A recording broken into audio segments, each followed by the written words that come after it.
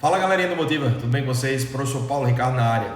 E no nosso encontro de hoje, continuamos a falar sobre os aspectos gramaticais, beleza? São inúmeros aspectos gramaticais, é aquela velha coisa que eu lembro a vocês: não subestimem os elementos gramaticais, os conteúdos gramaticais que são cobrados na hora do Enem. Uma das grandes preocupações que eu tenho, óbvio que pegar todo esse conteúdo gramatical e abordá-lo da maneira como o Enem cobra, da maneira bem textual, contextualizada, textualmente falando. E lógico que quando eu digo não subestimar, é lembrar que existem expressões que serão muito comuns de aparecer durante a prova, que isso aí você precisa estar muito atento, beleza? Ok? Dentro dessas expressões, o conteúdo que a gente vai estar tratando hoje é justamente, dando continuidade, na verdade, é justamente sobre as orações subordinadas adjetivas, as famosas orações subordinadas de adjetivas. Nós já vimos por que chamamos de orações subordinadas adjetivas, porque tem verbo, apresentam dependência sintática e tem como conectivo justamente a presença do pronome relativo, beleza? E eu vou seguindo, como vocês já sabem, a gente já tem visto o exemplo de orações adjetivas que cumprem essa função de adjetiva, como a gente já disse, porque tem uma função de caracterizar, tem na sua essência partindo de um adjetivo, como a gente já viu, tá? Mostrei a vocês também situações em que a oração adjetiva ela pode se relacionar especificamente a um termo nominal. Isso a gente vai vendo. Estou fazendo só uma revisãozinha rápida aqui, tá? Mostrei exemplos para vocês também. Vão lembrando disso. Muitas vezes a própria oração subordinada adjetiva eu não consigo substituir isso por apenas um adjetivo. Chamei a atenção de vocês. Chamei a atenção de vocês também para o uso dos conectivos que são comuns nas orações adjetivas, os famosos pronomes relativos, né? O quem, o qual, o quem, o próprio quem, onde, cujo, por aí vai, beleza? E o que eu venho chamar a atenção de vocês hoje é para um detalhe bem específico, tá? Olha aí para essa frase, quando eu digo assim: Belo Horizonte, a capital de Minas Gerais, já não tem o clima ameno de décadas atrás. Belo Horizonte, vírgula, a capital de Minas Gerais, vírgula, já não tem o clima ameno de décadas atrás. Preste atenção nessa segunda frase. Belo Horizonte, que já é a capital de Minas Gerais, já não tem o clima ameno de décadas atrás. Vou repetir. Belo Horizonte, que é a capital de Minas Gerais, já não tem o clima ameno de décadas atrás. Olhem para a primeira oração novamente. Percebam, estruturalmente falando, que ela já tem algo bem parecido com essa segunda. Não é? Percebam que tem algo bem parecido com essa segunda. Belo Horizonte, vírgula. Vou voltar para lá. Belo Horizonte, vírgula. Belo Horizonte, a capital de Minas Gerais, vírgula. Belo Horizonte, que é a capital de Minas Gerais, vírgula. Aí eu chamo a atenção de vocês aqui, olhando para vocês, para justamente uma coisa. Belo Horizonte, vírgula, a capital de Minas Gerais. Belo Horizonte, vírgula, que é a capital de Minas Gerais, ambas fechadas com vírgula. Perceberam a semelhança aí? A semelhança já está clara aí, uma das, estruturalmente falando, que vem os termos vierem entre vírgulas. Isso já é uma pista. A outra coisa em relação ao sentido. Prestem atenção ao sentido das frases. Belo Horizonte, a capital de Minas Gerais. Esse termo, percebam que está entre vírgulas, o termo em azul, em relação a Belo Horizonte, é um termo que está trazendo o quê? Um comentário, uma explicação em relação a Belo Horizonte. Concordam? O segundo termo, prestem atenção nele. Belo Horizonte, que é a capital de Minas Gerais, já não tem um clima ameno. Aí eu olho aqui para vocês, perceberam algo semelhante novamente? Além da estrutura de vir entre vírgulas, esses termos também têm a função semântica de explicar, porque é semântica sentido. Paulo, então, ele já tem uma semelhança estrutural, verdadeiro, e tem uma semelhança o quê? Semântica, de sentido. Perceberam isso aí? Paulo, são os mesmos termos morfologicamente ou até sintaticamente falando? Será que são os mesmos termos? Aí a gente tem que perceber uma diferençazinha justamente ali naquele primeiro termo ali que conecta aquelas informações. Percebam um detalhe, mesmo estando entre vírgulas. Se liguem, no sentido de entre vírgulas você já tem uma pista, que é uma primeira observação que você já deve ter percebido. Quando eu tenho esses termos entre vírgulas, eles têm a função de explicar um termo anterior. Beleza? Tranquilo? Agora, qual a diferença específica entre eles? Se liga aí. Aí vamos lá para a primeira frase. Belo Horizonte é a capital de Minas Gerais. Ou seja, a capital de Minas Gerais, aí logo no início eu tenho um termo substantivo para fazer referência a Belo Horizonte. ou seja, Belo Horizonte é a capital faz referência a Belo Horizonte. Então aí está iniciado por um substantivo, continua nessa estrutura explicativa, a capital de Minas Gerais, beleza? Aí eu já venho chamar a atenção para vocês, aí vocês vão anotar aí. Quando eu tenho, presta atenção, uma estrutura que vem entre vírgulas, está iniciada por um substantivo e tem a função de explicar um termo antecedente, a gente vai chamar isso de quê? Do famoso aposto, beleza? O aposto tem esse caráter explicativo, então temos um aposto explicativo, ou seja, é uma estrutura que vem entre vírgulas, tem a função de explicar e é iniciada por um substantivo como elemento de referência ao termo anterior. Lembram lá das nossas aulas de coesão, quando a gente estava falando dos critérios, dos recursos de coesão, os elementos que servem de referenciação? Um deles foi justamente a utilização de quê? De substantivos para fazer referência a outro termo. No caso aí, capital, fazendo referência a Belo Horizonte. De boa, gente? Tranquilo? Vamos para a próxima análise. Na próxima análise, o que é que a gente tem? Belo Horizonte, que é a capital de Minas Gerais, já não tem o clima ameno. Percebam que, diferentemente da outra, que iniciou com um substantivo, a capital, aqui é iniciado por um que. E a gente já vinha estudando com muita frequência o uso do que é a capital de Minas Gerais. Que é a capital de Minas Gerais. Gente, presta atenção, que é a capital de Minas Gerais. Essa estrutura não é novidade para vocês. Que é a capital de Minas Gerais. Tem verbo? Olha lá. Tem um verbo? Tem. Então é uma oração. É o verbo ser, está conjugado ali, é o verbo é. Essa oração, se é oração, está no período simples ou composto? Está no período composto. Temos o verbo ser e tem outro verbo lá no finalzinho, ó, ter, já não tem, então está num período composto. Opa, se está no período composto, ou é coordenado ou é subordinado. Como é que a gente mata a charada? Pelo conectivo. Qual o conectivo que a gente tem ali? O danado do que, o famoso que. Esse quezinho aí, está servindo só para ligar ou liga e retoma? Claramente aí ele retoma o que? Belo Horizonte, ou seja, Belo Horizonte é a capital de Minas Gerais. Então ele funciona como pronome relativo. Gente, aí agora é só juntar todas as informações. Tem oração, porque tem um verbo, então é uma oração.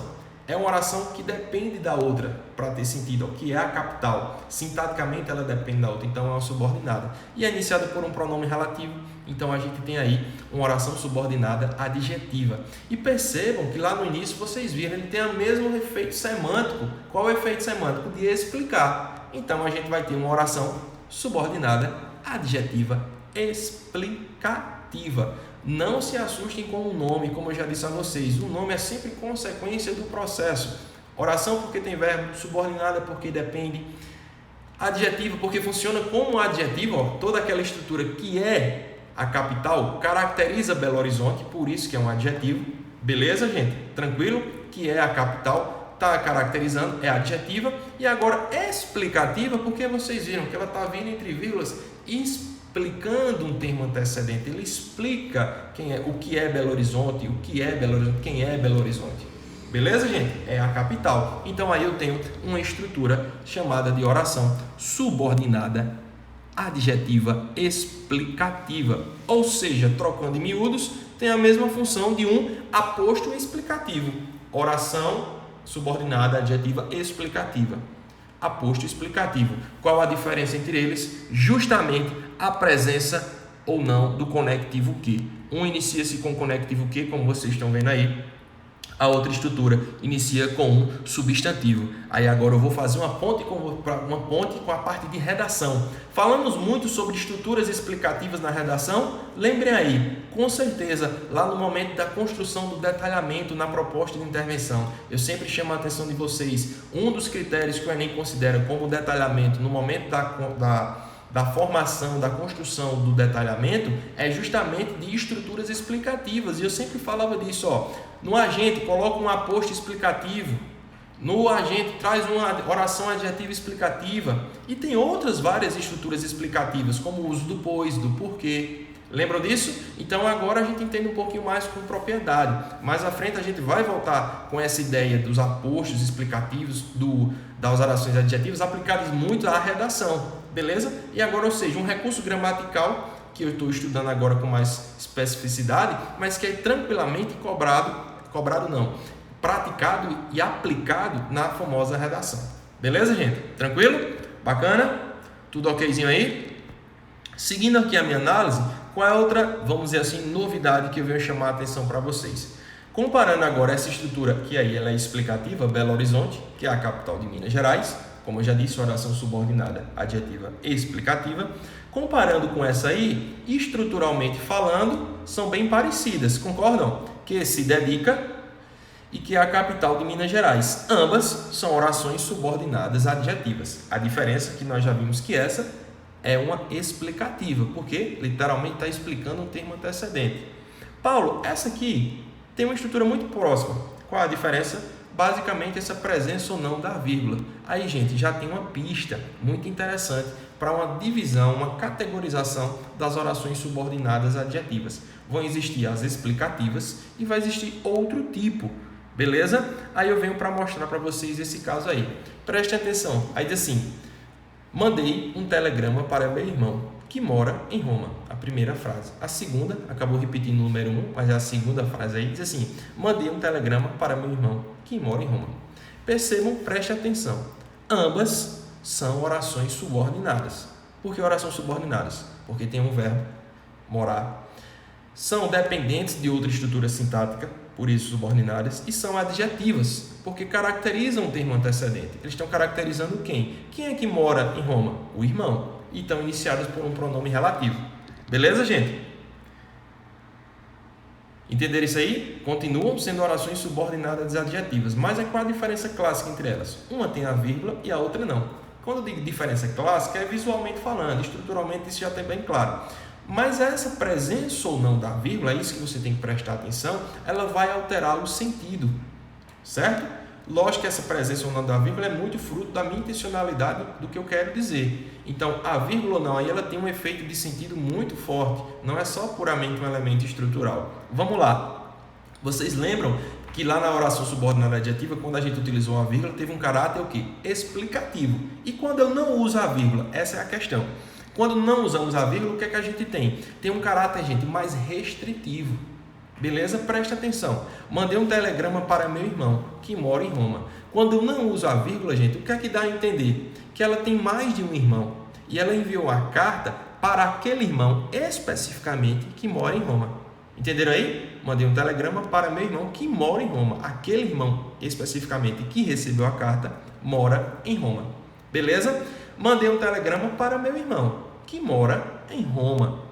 Beleza? Acredito que até a forma como eu fiz a leitura agora deu para você entender um pouco essa diferença semântica. Com a vírgula agora eu estou explicando. Mandei um telegrama para meu irmão, que mora em Roma. Ou seja, não dá para entender que ela tem mais de um irmão. Ela tem um irmão e esse, além da característica de ser o irmão da pessoa, que foi a quem foi de quem enviou o telegrama, esse irmão também mora o quê? Em Roma. Beleza, gente? Tranquilo? Entenderam aí? Ou seja, quando eu não uso a vírgula, eu tenho um caráter restritivo. Dá a ideia que tem mais de uma pessoa, ou coisa, ou lugar, e por aí vai. Quando eu uso a vírgula, eu tenho um caráter explicativo.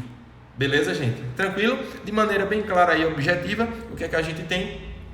Na primeira, uma oração subordinada adjetiva restritiva, eu estou especificando o irmão a quem eu enviei o telegrama, é aquele que mora em Roma. Quando eu tenho a vírgula, eu tenho uma explicação, não me dá brechas para outras possibilidades. Eu tenho um irmão e ele mora em Roma. E foi o irmão justamente, ele, no caso, que eu acabei enviando o telegrama justamente porque eu tenho ele como irmão. Ele é o único irmão que eu tenho. Beleza, gente? Tranquilo?